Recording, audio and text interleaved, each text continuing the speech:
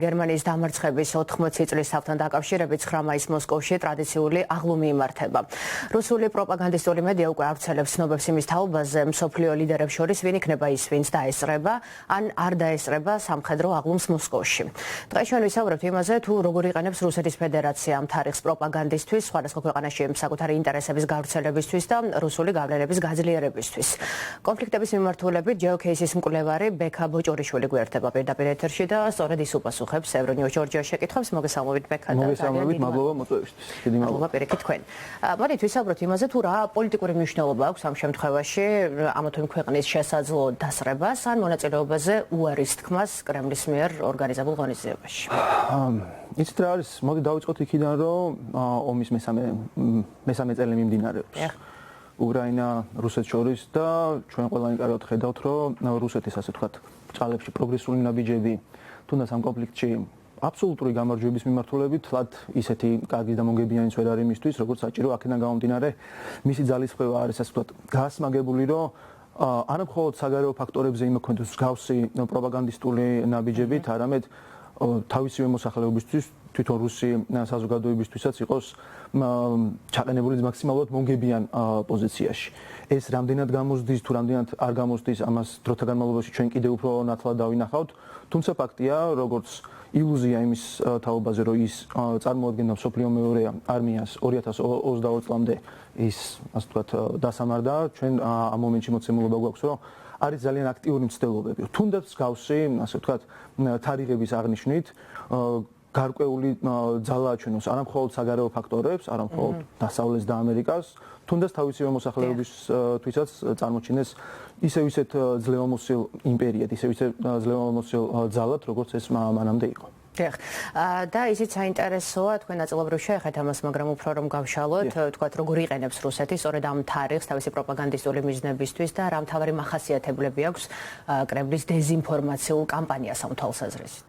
ჩვენ შეგვიძლია მარტივად ვისაუბროთ და თქვათ ის, რომ ჩვენ ფაქტიურად ყოველწლიურად, როდესაც ეს თარიღი ახლოვდება, გარკვეული სახით რაღაცა ისტორიის გადაწერის მცდელობასთან გვაქვს საქმე, იმიტომ რომ ფაქტები ჯიუტია, რიცხვებიც აბსოლუტურად ჯიუტია და მოცემულობა არის, რომ თუნდაც მეორე მსოფლიო ომის დროს რუსეთი და რუსი ხალხი მხოლოდ არ იყო ის ძალა, რომელიც დაუპირისპირდა ნაცისტურ გერმანიას. ჩვენთვის ძალიან მარტივი ინფორმაცია ნებისმიერ შეუძლია შევიდეს და გადაამოწმოს, რომ თითოეული მოსახლეობის პროცენტულობა რო ავიღოთ, ეს იყვნენ ბელარუსები და უკრაინელები, რომლებმაც გაიღეს უდიდესი მსხვერპლი.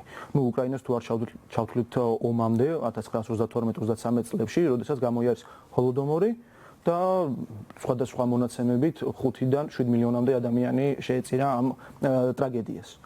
აქედან გამომდინარე, მხოლოდ ის, რომ აი რუსეთი და თვითონ მისი ლიდერები იჩემენ, რომ ეს არის გამარჯვება არ მხოლოდ ნაცისტურ გერმანიაზე, არამედ ხაზს უსვამენ რუსეთის სიდიადეს, კიდევ ერთხელ ცხადყოფს იმას, რომ ეს არის წმინდა წყლის პროპაგანდა, კიდევ ერთხელ გავიმეორებ, ეს არის ისტორიის გადაწერის მცდელობა და სხვა ყველა მნიშვნელობისთვის ხაზის გადასმა, თუ ამ მნიშვნელობაში გულისხმობ იმ ქვეყნებს და იმ მართლაც გმირულად დაცემულ ხალხებს, რომლებიც დაიღუპნენ მეორე მსოფლიო ომის დროს ნაცისტური გერმანიის ამ თვალსაზრისით ხოჭორი ძალიან საინტერესოა დონალდ ტრამპის პოზიციები, მან 8 მაისზე გამოაცხადა გამარჯვების დღე და თქვა, რომ შეერთებულ შტატებს ამ პროცესში ძალიან დიდი როლი ჰქონდა, თუმცა როგორც ახსენეთ, რუსეთის ფედერაცია, ვთქვათ, საპირისპირო სამტკიცებს და ცდილობს ყოველ შემთხვევაში რომ დააკრინოს სხვა ქვეყნების როლი, ხო, ამ პროცესში. ამ ფაქტთან დაკავშირებითაც შემიძლია თქვა და ისევ ეს ისტორია არ არის, ეს არ არის ჩემი მოგონილი და ეს არის ისტორია, რომ ყველასთვის კარგად ცნობილია, რომ რომ არა დასავლეთი და რომ არა ამერიკის შეერთებული შტატების ჩართულობა ზუსტადაც მეორე მსოფლიო ომის მეორე ნახევარში საბჭოთა კავშირი სასათუოა ხა ეპრის ეფექტზე ჩვენ ნამდვილად ვერ ვისაუბრებთ, მაგრამ სათუოა ის გამარჯვება და ის მიღწევა, რის მიღწევასაც დღეს თვითონ მხოლოდ რუსეთი იჩენებს. და ბოლო დრომს კრემლში ასევე ხშირად საუბრობენ იმაზე, რომ ნაციზმთან ბრძოლა ჯერ არ დასრულებულა, აი რა მიზანი შეიძლება ჰქონდეს აი მსგავსი პროპაგანდისტული გზავნილების გავრცელებას, ესეც თქვათ ორივე სიტყვით და არის თუ არა ეს ერთგვარად რაღაცნაირად საზოგადოებრივი აზრის ფორმირება და მობილიზება გამოგონილი მტრის წინააღმდეგ. იცით რა არის, ოდესაც ჩვენ გვაქვს რაღაც ამბიციები და ამ ამბიციებს ვერ ვაკმაყოფილებთ და ჩვენ პასუხისგებლები ვართ კონკრეტული ადამიანების, ინდივიდების წინაშე ჩვენ ვცდილობთ თავი რაღაცით ვიმართოთ. სწორედ ამ პოზიციაში არის ეს არ არის ხოლმე 2022 წლიდან მოყოლებული რუსეთი არც არასდროს არ ყოფილა ეკონომიკური ბუმის და ასე ვთქვათ რაღაცა ამბიციების ქვეყანა არც არასდროს არ ყოფილა რაღაცა ოჯახური ფასეულობების დაცვის ბასტიონი ვინ აღმოსავლეთ ევროპაში და ინტრინანტ ევროპის კონტინენტი ავიღოთ, აქედან გამომდინარე რუსეთს სჭირდება მსგავსი ტიპის მტრის ხატების შექმნა, რათა თავისივე მოსახლეობა იყოს ასე ვთქვათ, მუდმივად დაჭიმულ სიტუაციაში და მუდმივად იმ სტრესში, რომ აი თუ ჩვენ არა, მაშინ აი თქვენთან მოვლენ და აი ჩახლაპავენ და ანაზღიზავენ. ეს სხვათა შორის არ არის ახალი პრაქტიკა, ჩვენ შევეხეთ და ასე ვთქვათ, თემატიკას ეხება მეორე მსოფლიო ომს და იოსებ გებელსის ის დოქტრინა რომელიც ხაზს უსვამს ასე ვთქვათ მოსახლეობის დამორჩილებას პროპაგანდისტული იარაღების და მექანიზმების კუთხით სწორედ ეს არის იმის გაგრძელება და იმის ამოძახილი და ასე ვთქვათ შესაძლებელია ითქვას რომ განხორციელებული ის გეგმა რაც თუნდაც მაშინ ნაცისტური გერმანიის ერთ-ერთ ლიდერს ჰქონდა დასახული. დიახ. და ბოლო პერიოდში მსოფლიო მასშტაბით მიმდინარე პოლიტიკური პროცესების მათ შორის ახლა ყველაზე აქტუალური ხო რუმინეთში მიმდინარე საპრეზიდენტო არჩევნებია. ამ ყველაფრის ფონზე შეიძლება ითქვას რომ ევროპაში სულ უფრო და უფრო ძლიერდებიან პოპულისტური ძალები, ხო, ძალები, რომლებიც რუსეთის იდეოლოგიასთან უფრო მეტად ახლოს არიან, ვიდრე პირიქით, ხო? აი, როგორია ამ თვალსაზრისით არსებული სურათი გეოპოლიტიკური ჭრილში და მოსალოდნელია თუ არა რუსული გავლენების გაძლიერება, კიდევ უფრო გაძლიერება სხვადასხვა ქვეყანაში თქვენი ვარაუდით? ძალიან საინტერესო შეკითხვაა, იმიტომ რომ მსგავსი გამოწვევის წინაშე დასავლეთი და მხოლოდ დასავლეთი არა ზოგადად ევროპის კონტინენტი ძალიან დიდი ხანია დგას. ეს არ დაწყებულა თუნდაც ახლა რუმინეთში, რომელიც დიდი ალბათობით ეს ულტრამემარჯვენე ფთა შესაძლოა რომ გაიმარჯვოს.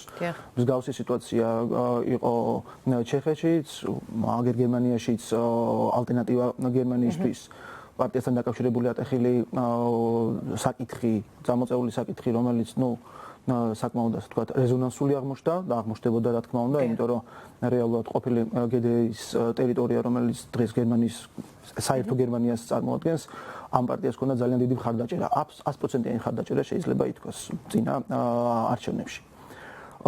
ესეთი ტიპის გამოცდები და ესეთი ამ მსგავსი ტიპის გამოცდების ჩატარება ევროპას და ევროკავშირს ყოველთვის მოუწევს და შესაძლებელია ითქვას, რომ მსგავსი ტიპის ასე ვთქვათ გამოწვევების წინა პლანზე წამოწევასაც თავისი რიგი მიზეზები შეიძლება გააჩნდეს და შესაძლებელია ერთ-ერთ მიზეზად დასახელდეს უკონტროლო მიგრაცია.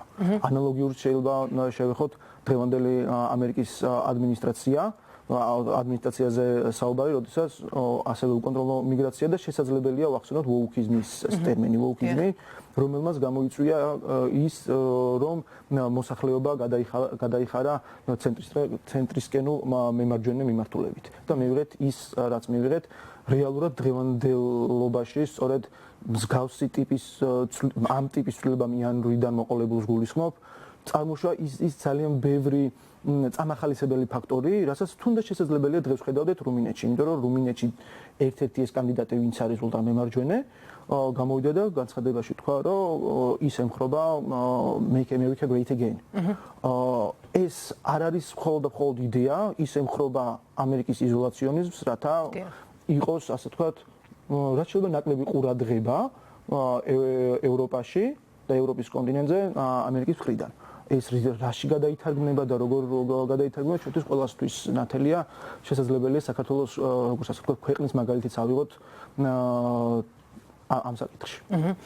და ბოლოს ერთია ვთქვათ რუსეთის მიერ ნაწარმოები პროპაგანდა, მაგრამ მეორე და კიდევ უფრო მნიშვნელოვანი შეიძლება იყოს თუ როგორ უპირისპირდება ამ ყველაფერს დასავლეთი. ხო, როგორ ფიქრობთ, რამდენად ეფექტური არის ვარა სათანადოდ ეფექტური დასავლური, ასე ვთქვათ, სტრატეგიული კომუნიკაციები, მოდი ასე ვთქვათ.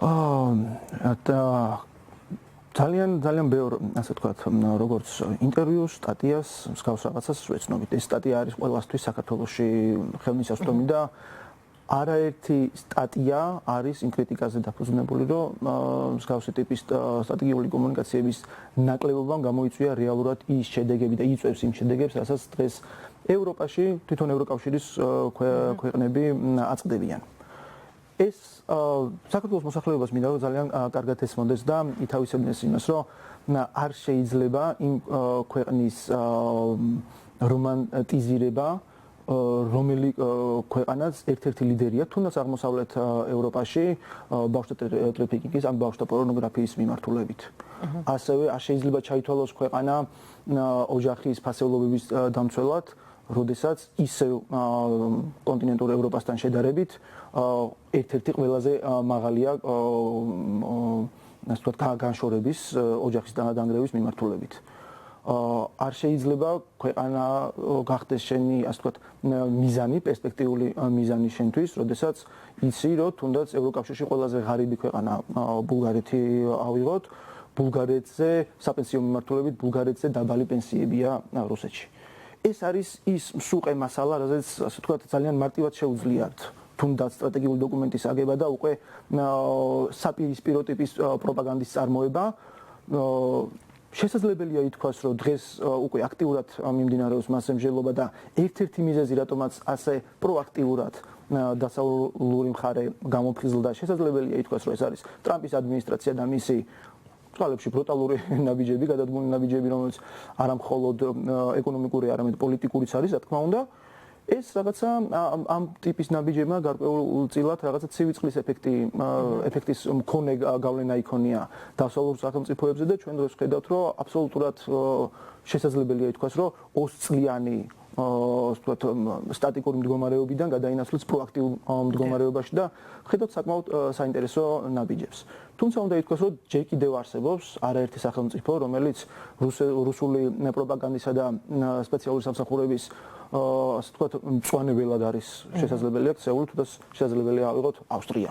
საერთოდ არის შეიძლება აღმოსავლეთ ევროპა, ცენტრალური ევროპა, მაგრამ ამ ქვეყანაში საკმაოდ ძალიან დიდია ინფილტრაციის დონე რუსული სპეცსამსახურებისა. თუმცა, რა თქმა უნდა, იმედი უნდა იყოს და რეალურად სხვა გზა არ რჩება, იმიტომ რომ დღეს ყველაზე ნათლად არის გამოკვეთილი ორი ფერი, შავი და თეთრი ფერი. აქედან გამომდინარე, იმ სიტუაციიდან გამომდინარე, რაც დადგა და რა მიმართულებითაც დღეს მუშაობს დასავლეთი, შეიძლება ითქვას, რომ ასე ვთქვათ, გამოფხიზლების ეპოქაში და პროცესში შედიან. დიახ. მადლობა ძალიან დიდი გარდაცემაში მონაწილეობისთვის.